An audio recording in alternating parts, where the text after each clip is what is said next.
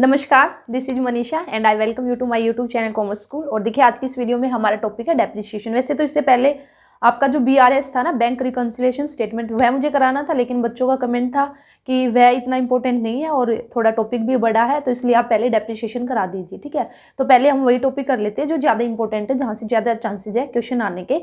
और उसके बाद फिर जो सिलेबस के अंदर आपके अदर टॉपिक्स है, ठीक है, जो थोड़े कम इंपॉर्टेंट है उनको थोड़ा बाद में कर लेंगे, क्योंकि आप सभी को पता है टाइम बिल्कुल भी नहीं है, टाइम बहुत ही कम है सिलेबस कंप्लीट करने का। तो एक महीने के अंदर सिलेबस कंप्लीट करना काफ़ी मुश्किल है, क्योंकि आप लोगों का जो KVS का भी और अगर मैं बात करती हूँ HPSC का, दोनों का ही जो आपका सिलेबस गिवन है, तो उसके लिए कम से कम 3-4 महीने तो चाहिए। और अभी जैसे कि आप सभी को पता है कि भी HPSC का भी बोल रहे कि भी आपका जो एग्जाम है वो फैब के अंदर हो सकता है, और इसी के साथ ही KVS के भी पूरे चांसेज है कि फैब के अंदर आपका एग्जाम हो जाए। तो आप देख सकते हो कि टाइम कितना कम है। तो एक महीने के अंदर सिलेबस कंप्लीट कराना अपने आप में काफ़ी बड़ी बात होगी और काफ़ी मुश्किल हम एक तरह से बोल सकते हैं। तो इसलिए जितना हो सके उतना स्टडी कीजिए, अपना टाइम उसको बिल्कुल भी वेस्ट मत करना, और सेल्फ स्टडी करना आप लोगों के लिए बहुत ज़रूरी है। मेरे साथ तो आप अपनी तैयारी जो भी बच्चे कर रहे हैं वो तो करिए, इसी के साथ ही आप एक्स्ट्रा भी एफर्ट लगाइए, ठीक है, क्योंकि सिर्फ इतना करने से भी नहीं होगा। और पूरी कोशिश करूँगी कि मैं आपको करा दूँ, एटलीस्ट एक बार तो हम सिलेबस में से, पूरे सिलेबस में से निकल ही जाए, और पूरा जो इंपॉर्टेंट है वही मैं आपको करा रही हूँ। बिल्कुल यहाँ पे जो राइट डाउन भी करती हूँ, जो आपके बिल्कुल कीवर्ड्स हम बोल सकते हैं इंपॉर्टेंट वर्ड्स है, वही मैं यहाँ पे क्या करती हूँ, आपके राइट डाउन करती हूँ। तो चलिए फिर आज की वीडियो स्टार्ट करते हैं। डेप्रिसिएशन, तो देखिए डेप्रिसिएशन बेसिकली क्या है। तो डेप्रिसिएशन हमारा क्या, depreciation fall in the value of the fixed assets. जब हम बात करते हैं एसेट की, जब भी किसी भी एसेट की वैल्यू में हमारा क्या आ जाएगा, रिडक्शन आ जाएगा, वैल्यू कम हो जाएगी। तो यहाँ पे स्पेशली अगर डेप्रिसिएशन वर्ड की बात करूंगी तो डेप्रिसिएशन वर्ड स्पेशली किससे रिलेट करेगा, आपका फिक्स्ड एसेट्स से। ठीक है, तो जब हमारी वैल्यू हमारी कम हो जाएगी, fall in the value of the fixed assets, तो उसको हम डेप्रिसिएशन बोलते हैं। तो यहाँ पे मैंने एक डेप्रिसिएशन का डेफिनेशन लिखा है, मीनिंग लिखी है। अगर आपने इसको अच्छे से समझ लिया तो आपका इसी में कंप्लीट हो जाएगा डेप्रिसिएशन। ठीक है, क्योंकि आगे जो भी आपके देखिए जो सिलेबस के अंदर आपका गिवन है, कैरेक्टरिस्टिक्स आपके गिवन है, तो इसी डेफिनेशन में से निकल आएंगे। कोजी जो रीजन भी हमारे नीड भी जो भी है, ठीक है, सारे। तो चलिए फिर देखते हैं definition. Depreciation is the reduction in the value of the asset. तो मैंने आपको बता दिया डेप्रिसिएशन क्या है, रिडक्शन होना इन द वैल्यू ऑफ एसेट्स। और यहाँ पे एसेट्स कौन सी एसेट्स की बात की गई है, फिक्स्ड एसेट्स की। ड्यू टू किस वजह से, due to its wear and tear और with the efflux of the time और ड्यू टू द ऑब्सोलिसेंस। तो इसका मतलब बेसिकली क्या है, देखिए वियर एंड टियर का मतलब क्या है, यहाँ पे ना, यहाँ पे ये 3 वर्ड है, इनको ध्यान से सुनना। एक तो वियर एंड टियर, एक आपका इफ्लेक्स ऑफ द टाइम, और एक आपका है ऑब्सोलिसेंस। ठीक है, तो जब एक एसेट है, ठीक है, कोई भी फिक्स्ड एसेट्स आपने परचेज की, टेंजिबल एसेट्स की हम यहाँ पे बात करेंगे।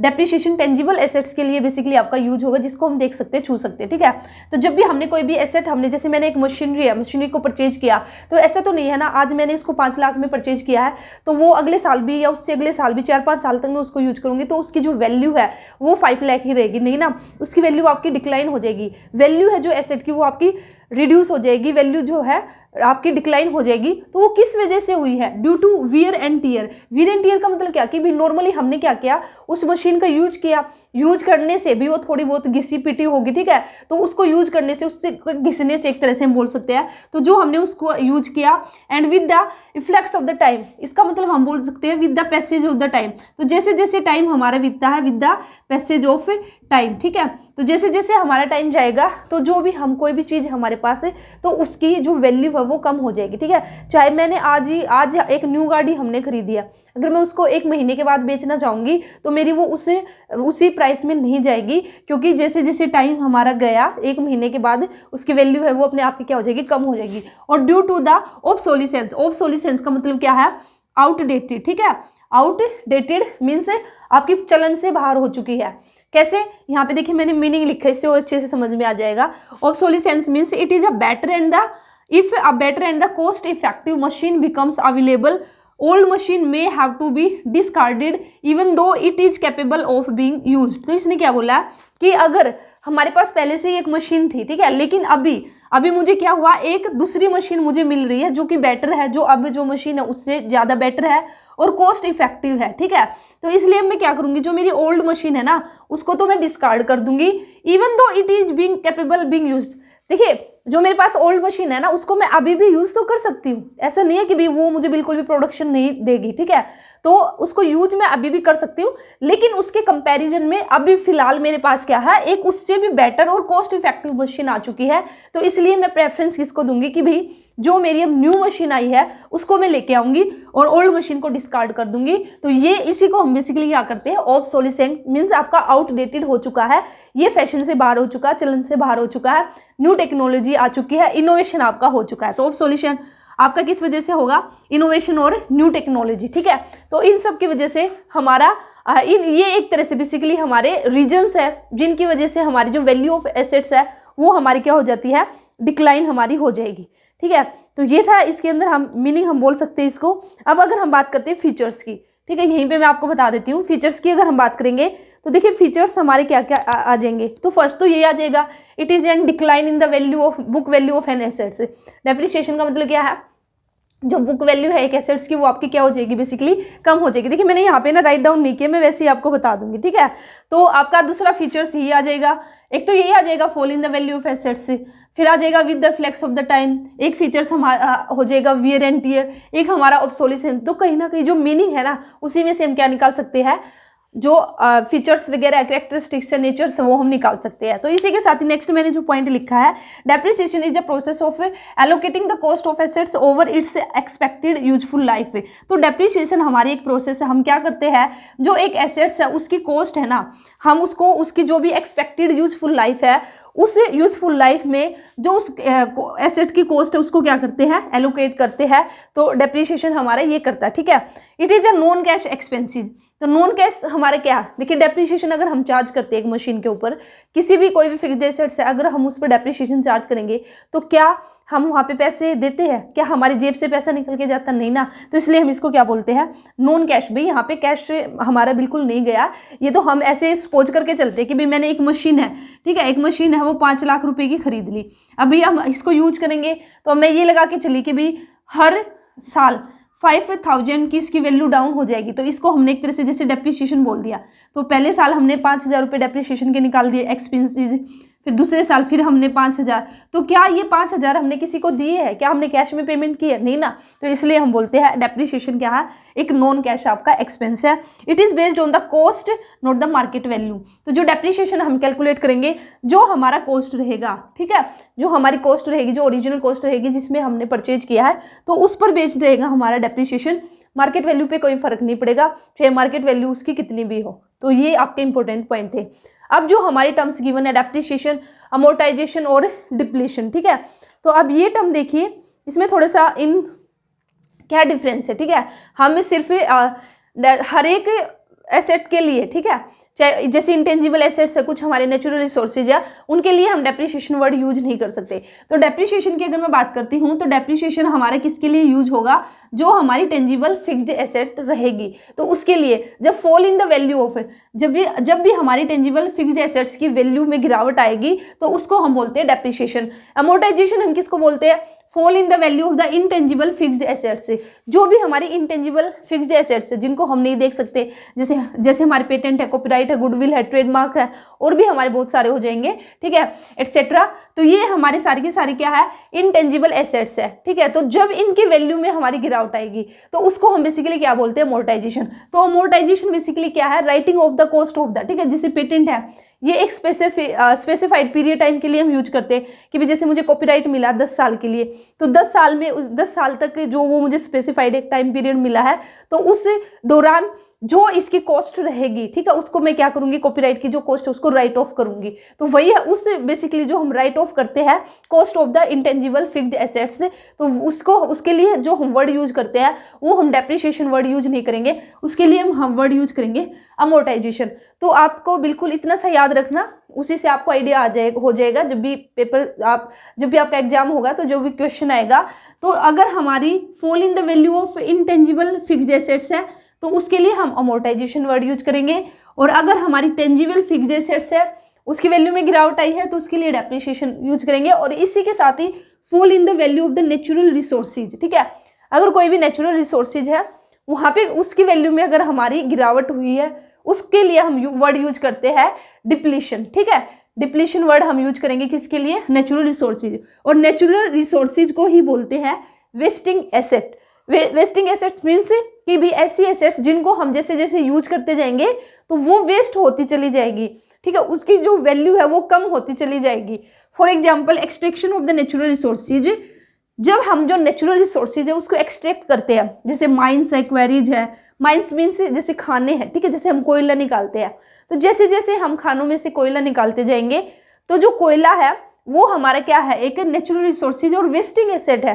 क्योंकि जो कोयला है ना, ऐसा नहीं है कि भाई जैसे हम जैसे हवा है, ठीक है, हवा हमारा नेचुरल रिसोर्सेज है, तो हवा की ऐसे कोई क्वांटिटी फिक्स नहीं है, हम कितना ही ले सकते हैं, ठीक है, हमें पता भी नहीं हम कितना ले रहे हैं कितना नहीं।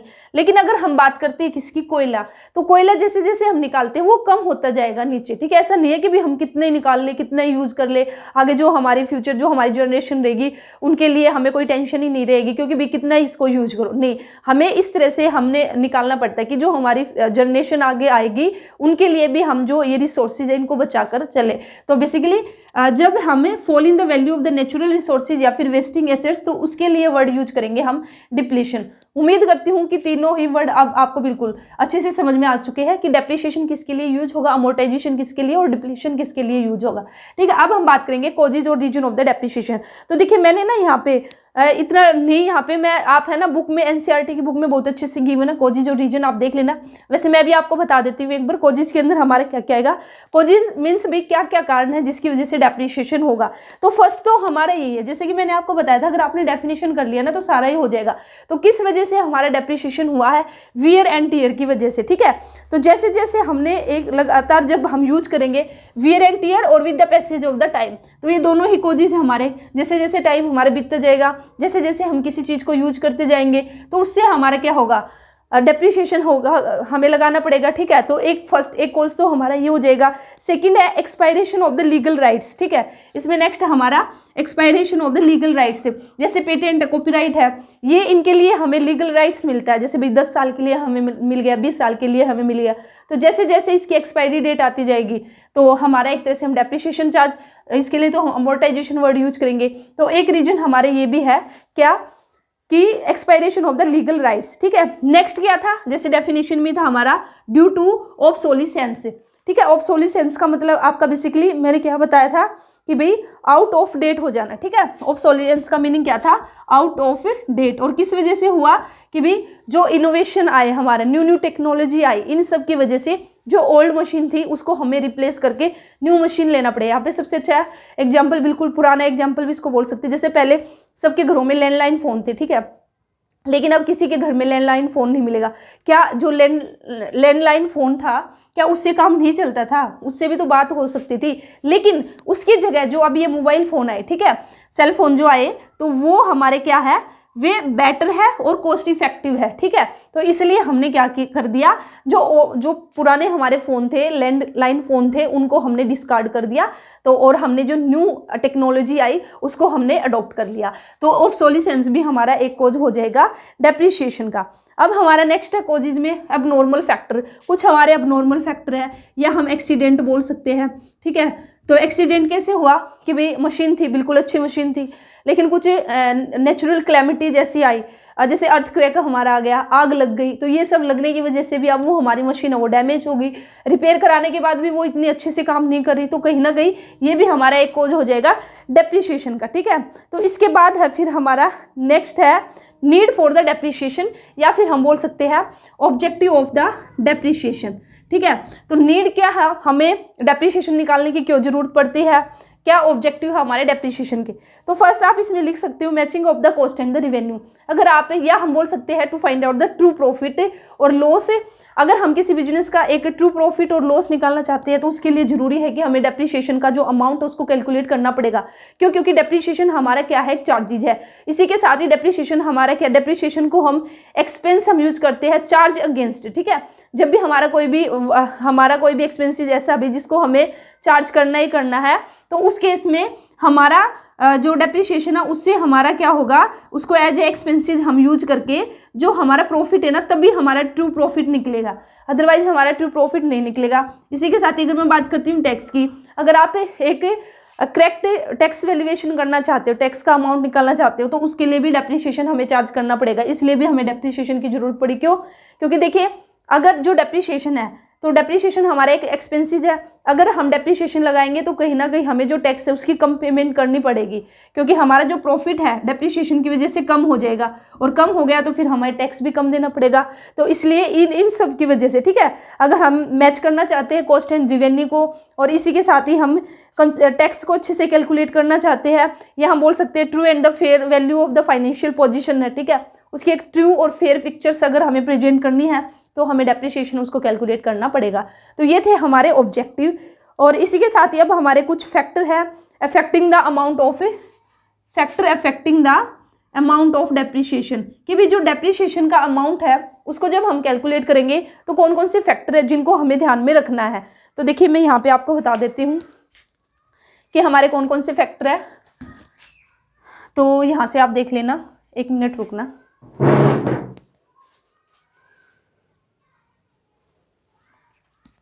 तो देखिए यहाँ पे हमारे कौन कौन से फैक्टर है जिनको हमें ध्यान में रखना, अभी कैसे हम कैलकुलेट करेंगे, ठीक है। तो यहाँ पे जो फर्स्ट फैक्टर की अगर मैं बात करती हूँ तो कॉस्ट ऑफ एसेट, तो फर्स्ट फैक्टर हमारा कॉस्ट ऑफ एसेट। जब भी हम क्या कैलकुलेट करेंगे, डेप्रिसिएशन कैलकुलेट करेंगे, तो उसके लिए जरूरी है कि जो हमें जो कॉस्ट एसेट की, तो यहाँ पे कॉस्ट का मतलब ये नहीं है कि सिर्फ हमें परचेज प्राइस लेना है। फॉर एग्जाम्पल मैंने एक मशीन है, वो मैंने 5 लाख रुपए की खरीदी है, ठीक है, ये परचेज प्राइस है उसका, तो क्या अभी यही आपकी कॉस्ट ऑफ एसेट्स मानी जाएगी? नहीं। अगर मैंने ये 5 लाख रुपए की मशीन खरीदी है, मैं इस पे मैंने 2,000 रुपये किराया दिया है, ठीक है, फिर मैंने 4,000 रुपये इस पे इंस्टॉलेशन चार्जेस भी, मेरी फैक्ट्री में आई है ये मशीन, फिर मैंने इसको इंस्टॉल करवाया है, तो 4,000 रुपये का मेरा ये खर्चा हुआ, ठीक है, और मेरे 5,000 लेबर लेके चली गई। तो इस तरह से यहाँ पे जो कॉस्ट ऑफ एसेट्स होगी वो सिर्फ परचेज प्राइस से नहीं होगा, ये जो अदर जो मेरे चार्जेज है इनको भी हम इंक्लूड करेंगे। तो यहाँ पे अगर मैं टोटल बात करूँगी तो टोटल जो मेरी वैल्यू निकल के आएगी, जो कॉस्ट आएगी एसेट की, वो क्या निकल के आएगी, तो ये आ जाएगी आपकी 5,11,000, ठीक है। तो ये आपकी मानी जाएगी कॉस्ट ऑफ एसेट्स। और जब भी हम जो डेप्रिसिएशन है उसका अमाउंट को कैलकुलेट करेंगे तो हम ये वाली कॉस्ट को कंसीडर करेंगे, न कि सिर्फ परचेज प्राइस को। तो ये आप लोगों को ध्यान रखना, कोई भी हमने इंस्टॉलेशन कॉस्ट दी है, कोई भी रजिस्ट्रेशन कॉस्ट दी है हमने, कोई भी ट्रांसपोर्टेशन कॉस्ट दी है, तो ये सब की सब इसके अंदर आ जाएगी, ठीक है। इसके बाद नेक्स्ट हमारा एस्टिमेटेड द नेक्स्ट फैक्टर हमारा estimated the residual value, net, ठीक है, नेट रेसिड्यूल वैल्यू। अब ये नेट रेसिड्यूल वैल्यू का मतलब क्या है? देखिए हमने कोई भी मशीन खरीदी है, जैसे अभी मैंने एक मशीन खरीदी है, यहाँ पे मैं सिंपल एग्जांपल लूंगी, मैंने 5 लाख रुपए की एक मशीन खरीद ली, ठीक है, कॉस्ट मेरी 5 लाख की आई उसके ऊपर। अब मुझे ये पता है कि भाई ये जो मशीन है ये कम से कम ना मुझे 5 साल तक तो, ठीक है, 5 ईयर्स तक तो मुझे प्रोडक्शन देगी। 5 साल के बाद फिर मैं इसको at the end of the 5th year, जो मेरा लास्ट ईयर आएगा, तो उसमें फिर कुछ ना कुछ तो भाई मैं इसको बेच दूंगी, बेचने से भी मुझे कुछ ना कुछ तो पैसा मिलेगा। तो जो लास्ट में जो हम सेल करते हैं ना, जो भी जैसे बची कुछ हमारे पास जो मशीन है, तो उसी को हम बोलते हैं रेसिड्यूल वैल्यू, या फिर हम इसको स्क्रैप वैल्यू भी बोलते हैं, ठीक है। ये इसके अदर नेम आपके, तो इसको हम स्क्रैप वैल्यू भी बोलते हैं और साल्वेज वैल्यू भी बोलते हैं, ठीक है। स्क्रैप वैल्यू कहो या फिर हम इसको साल्वेज वैल्यू भी बोलते हैं। और मैंने आपको बता दिया कि ये हमारी कैसे निकलेगी, कि यहाँ पे बेसिकली जो भी हमारी लास्ट में, ठीक है, एक एस्टिमेटेड हम यूजफुल लाइफ लेंगे, जो भी हमारी एसेट रहेगी, और फिर हम देखेंगे। और कहने का मतलब क्या कि भी कुछ भी सामान खरीदा, हमने उसको खूब यूज कर लिया, अच्छे से यूज कर लिया, फिर हम बोलते हैं यार कोई बात नहीं, 2-3-4 साल तक तो हम इसको यूज करेंगे, उसके बाद भी है ना 2-4 हज़ार रुपये की तो चली जाएगी। तो जो वो लास्ट में 2-4 हज़ार रुपये की चली जाएगी ना, वही हमारा क्या कहलाया जाता है, एस्टिमेटेड नेट रेसिड्यूल वैल्यू, ठीक है। तो जब भी हम डेप्रिसिएशन का अमाउंट कैलकुलेट करेंगे तो इस वैल्यू को भी हमें लेके चलना पड़ेगा, ठीक है। ये आगे यूज होंगे, जब हम डेप्रिसिएशन निकालेंगे ना तो तब यूज करेंगे भी, कैसे हमारी जो कॉस्ट हमारी उसको यूज किया हमने, और कैसे इस वैल्यू को हमने यूज किया है।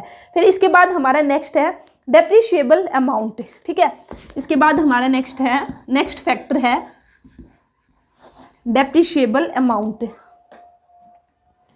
तो देखिए थर्ड फैक्टर हमारा डेप्रिशिएबल अमाउंट, कि भी कौन सा अमाउंट रहेगा जिस पे हम डेप्रिसिएशन चार्ज करेंगे। तो डेप्रिशिएबल अमाउंट का मतलब क्या है? तो देखिए जैसे हमने क्या किया, स्टार्टिंग में जो मशीन थी, ठीक है, जो मशीन थी, जैसे यहीं पे एग्जांपल लेती हूँ, मशीन का जो कॉस्ट प्राइस था वो था मेरा, मैं यहाँ पे बोल देती हूँ मेरा 55,000 रुपये था, ठीक है, ऐसे ही लगा लेती हूँ। कैसे ये 55,000 कैसे है कॉस्ट प्राइस कि भाई मैंने 50,000 की तो मशीन खरीदी थी और फिर 5,000 रुपये मेरे ऊपर का खर्चा हो गया, ठीक है, लेबर को देने में, इंस्टॉलेशन चार्जेज ये सब करने में। तो टोटल जो मेरी वैल्यू थी वो मेरी कितनी निकल के आई, 55,000 मेरी निकल के आई थी, ठीक है। तो अब यहाँ पे बेसिकली हमारा जो ये टोटल वैल्यू निकल के आई है ना, अब देखिए, अब फिर हमने क्या किया कि भाई 5 साल तक हमने मशीन यूज की और मैं ये लगा के चली कि जी ये मेरी मशीन है ना, जब मैं इसको लास्ट ईयर में बेचूंगी ना, जैसे जो 5th ईयर मेरा लास्ट ईयर रहेगा, इसमें जब मैं इसको सेल आउट करूंगी ना, तो 5,000 रुपये मुझे कम से कम ये मिल जाएंगे। तो 5,000 रुपये मैं क्या करूंगी, जो मेरी कॉस्ट इसमें से माइनस कर दूंगी।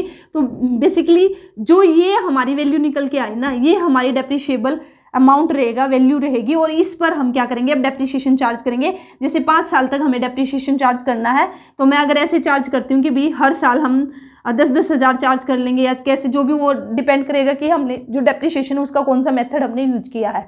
तो कहने का मतलब क्या है, डेप्रिशिएबल अमाउंट हमारा कौन सा होगा, जो भी कॉस्ट प्राइस रहेगा हमारा, और उसमें से फिर हम माइनस कर देंगे जो हमारी स्क्रैप वैल्यू है या फिर जो हमारी साल्वेज वैल्यू है, और वो माइनस करने के बाद हमारा डेप्रिशिएबल अमाउंट निकल के आ जाएगा, जिस पर हमें जो अपना डेप्रिसिएशन है वो निकालना है कि भाई किस तरह से अब हमें डेप्रिसिएशन उसको चार्ज करना है, ठीक है।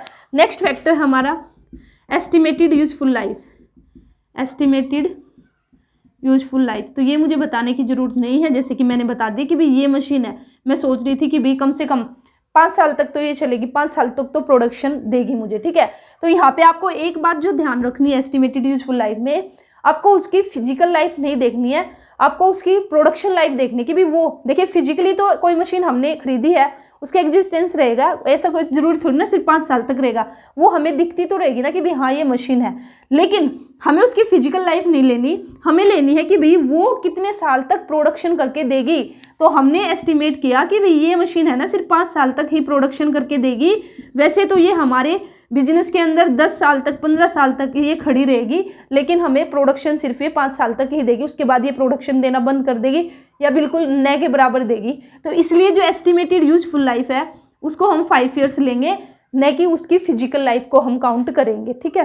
तो ये था हमारा क्या आपका जो फैक्टर्स थे, ठीक है, affecting the amount of depreciation, कि भाई जब भी हम डेप्रिसिएशन कैलकुलेट करेंगे तो कौन कौन से फैक्टर है या कौन कौन सी वैल्यू है जिनको हम कंसिडर करेंगे। तो ये था आज की वीडियो में। तो थोड़ा सा हमने जैसे भी मीनिंग वगैरह ये सब कर लिया है, तो नेक्स्ट वीडियो में मैं आप लोगों को जो मेथड है डेप्रिसिएशन के वे कराऊंगी, ठीक है, मेथड्स ऑफ डेप्रिसिएशन, तो नेक्स्ट वीडियो में ही करेंगे। तो उम्मीद करती हूँ आज की वीडियो समझ में आई होगी आप लोगों को।